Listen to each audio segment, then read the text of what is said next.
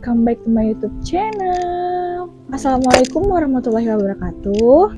Akhirnya aku bisa bikin konten YouTube lagi setelah sekian lama. Jadi di video kali ini berbeda dengan video-video sebelumnya, dimana aku sekarang mau berbagi pengalaman atau sharing pengalaman selama aku mengandung bayi kembar. Tapi sebelum kalian tonton video aku, jangan lupa untuk like, komen, dan subscribe channel YouTube aku supaya kalian tetap bisa ikutin konten-konten aku selanjutnya. Seperti yang kita ketahui, kehamilan itu memang banyak ditunggu-tunggu oleh banyak orang, terutama untuk pasangan yang sudah menikah.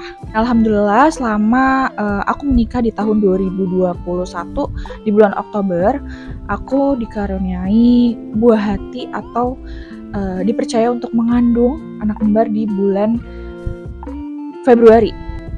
Aku mau berbagi pengalaman bagaimana rasanya sih mengandung anak kembar di dalam perut. Di trimester awal aku mengetahui kalau aku hamil itu karena aku sempat mengalami keterlambatan menstruasi di bulan Februari sampai Maret, sekitar sebulan. Akhirnya aku memutuskan untuk membeli test pack untuk memastikan apakah aku memang hamil atau enggak nih mams. Lalu aku test pack dan awalnya hasilnya negatif, tapi setelah aku test pack untuk kedua kalinya ternyata aku positif hamil. Setelah itu aku ke bidan untuk periksa. Ternyata aku memang dinyatakan positif hamil. Alhamdulillah. Dan ternyata usia kehamilan aku itu sudah menginjak 4 minggu mams. Aku termasuk orang yang gak ada gejala kayak mual-mual untuk di awal-awal kehamilan. Justru mual-mualnya itu setelah aku menginjak usia kehamilan di 3-4 bulan. Di bulan pertama aku benar-benar gak ngerasain apa-apa. Di bulan kedua aku mulai ngerasain mual, sedikit mual. Lalu mualnya itu tuh bertahap ya, dari yang biasa aja sampai di bulan ketiga sampai bulan keempat itu parah banget. Mungkin aku nggak tahu ya mualnya ibu hamil pada kehamilan tunggal tuh bagaimana dan mualnya ibu hamil pada kehamilan kembar itu bagaimana, apakah beda atau memang sama.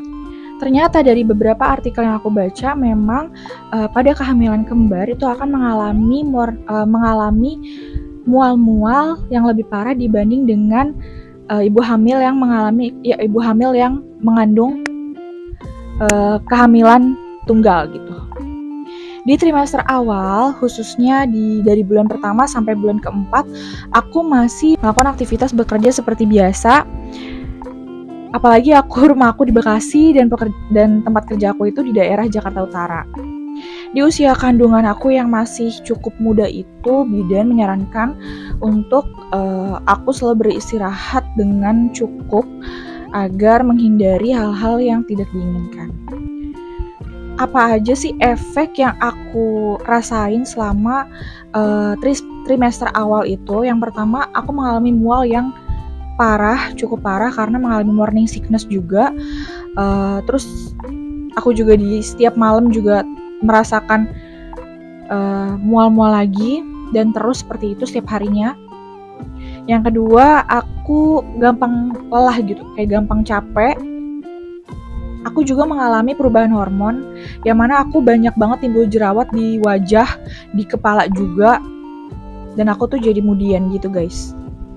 Nah di trimester 2 dari usia kandungan 4 bulan aku udah resign dari pekerjaan aku karena aku udah merasa gak nyaman nih sama diri aku sendiri, karena aku juga takut kalau kandungan aku itu jadi kenapa-napa gitu. Akhirnya aku resign dan memutuskan untuk istirahat di rumah.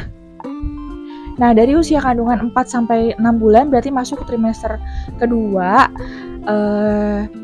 dimana aku udah mulai merasakan nih enak tidur, enak makan, karena aku udah gak ngerasain yang namanya mual-mual lagi, dan aku udah mulai banyak nafsu makan, dan aku juga bisa mengendalikan emosional aku. Dan mungkin di fase ini atau di trimester kedua ini merupakan fase yang paling nikmat selama hamil menurut aku mams. Sampai yang tadinya aku cuma naik 8 ons atau sampai 1 kilo, di trimester kedua ini aku naik bisa sampai 4-6 kilo. Dan aku juga sempat baca dari beberapa artikel kalau mengandung bayi kembar minimal naik berat badannya itu perkiraannya ya dari bulan pertama sampai bulan ke-9 atau 39 minggu, 40 mingguan. Untuk moms yang mengandung bayi kembar akan mengalami kenaikan berat badan itu dari 12 sampai 24 kilo gitu. Kalau 24 kilo itu kemungkinan momsnya itu untuk berat badan awalnya kayak aku nih, masih kecil 40 kilo atau 45 kilo. Tapi untuk di 12 kilo untuk moms yang berat badannya bisa sampai 50 kilo sampai 60 kilo. Jadi aku juga udah gak kaget lagi kalau berat badan aku naiknya itu lumayan pesat juga. Karena kan aku bertiga ya moms. Aku dinyatakan mengandung anak kembar itu di usia kehamilan 4 bulan moms. Jadi ketika aku periksa di bidan di usia kandungan 4 bulan, kantungnya itu terdapat 2 sel telur. Dan aku merupakan kembar identik dengan 1 kantung dan 1 area-area atau 1 plasenta. Masuk ke trimester 3, di mana ini merupakan fase yang paling berbeda dengan trimester 1 dan 2 moms. Di trimester 3 ini aku mengalami banyak sekali perubahan. Dari mulai kaki aku membengkak, tangan aku membengkak, dan berat badan mungkin naik lebih pesat ya. Lalu perut aku juga mulai membesar karena babynya juga udah mulai membesar di dalam perut aku. Kemana-mana juga udah mulai capek, berdiri sebentar aja udah capek, tidur juga udah mulai gak nyaman. Dan kebetulan usia kandungan aku saat ini memasuki usia 34 minggu. HPL aku ini di bulan November, pertengahan November, di tanggal 21 November 2022. Tapi di usia aku yang 34 minggu, usia kandungan aku yang 34 minggu ini, aku udah ngerasain kayak rasanya tuh bayinya kayak udah ngedorong ke bawah moms. Jadinya aku harus hati-hati banget. Aku lebih sering olahraga yang ringan-ringan aja, sama kalau mau berjemur itu aku udah kurangin jalan, jadi aku cuma duduk aja berjemur. Mungkin olahraga ringan itu kalian bisa lihat di YouTube kayak prenatal yoga yang ringan-ringan, supaya kalian bisa tetap gerak tapi nggak berlebihan geraknya. Di trimester 3 ini aku juga lebih banyak istirahat dan mengurangi aktivitas yang menurut aku berat gitu. Jangan lupa di trimester awal kalian harus siapin perlengkapan hospital bag biar kalau ada apa-apa gitu kalian bisa langsung jalan aja. Jadi kalian gak usah nunggu usia kandungan kalian itu kayak nunggu 37 minggu atau nunggu di usia kandungan 39 minggu. Walaupun kalian mau lahir normal ataupun sesar.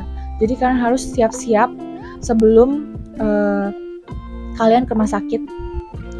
Jadi sekarang aku bener-bener ngerasain yang namanya tidur kesana kemari tuh udah nggak nyaman.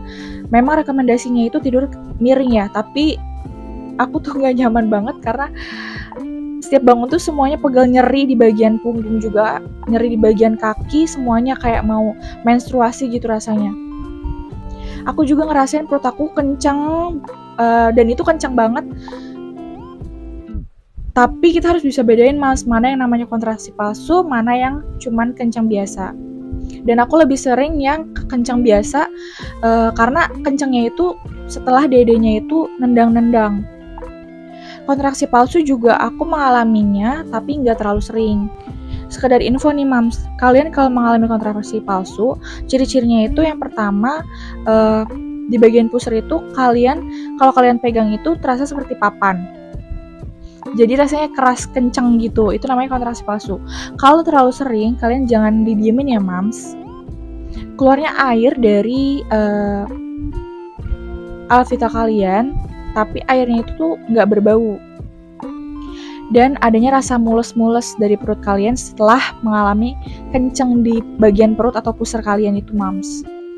Jadi untuk moms yang sekarang usia kandungannya sama seperti aku, benar-benar harus dijaga ya moms kandungannya. Harus sering-sering kalian cari tahu apa sih ciri-ciri dari kontraksi, ciri-ciri kalau persalinan udah tiba kayak gimana. Kalau aku lebih banyak cari di artikel, di YouTube, sama nanya-nanya juga nih kalau lagi kontrol ke bidan atau ke dokter. Jadi biar lebih jelas gitu, Mams. Dan jangan lupa di trimester 3 kalian harus siapin perlengkapan-perlengkapan baby newborn. Dan nanti aku akan bikin YouTube perlengkapan baby newborn apa aja biar nggak mubazir. Untuk yang bayi kembar ya, Mams. Aku minta doanya juga untuk para moms yang udah nonton video aku, supaya aku dimudahin dan dilancarin persalinannya. Semoga baby aku dan akunya juga tetap sehat, kuat, dan baby aku bisa lahir dengan keadaan normal, sehat walafiat tanpa perang satu apapun. Segitu aja sharing dari aku, moms. Mungkin kurang lebihnya mohon maaf. Nanti kalau ada pertanyaan, kalian bisa langsung komen di bawah ini. Thank you banget yang udah nonton video aku sampai habis. Jangan lupa untuk share video aku ke teman-teman kalian, kerabat atau saudara kalian ya. Segitu aja dari aku. Bye!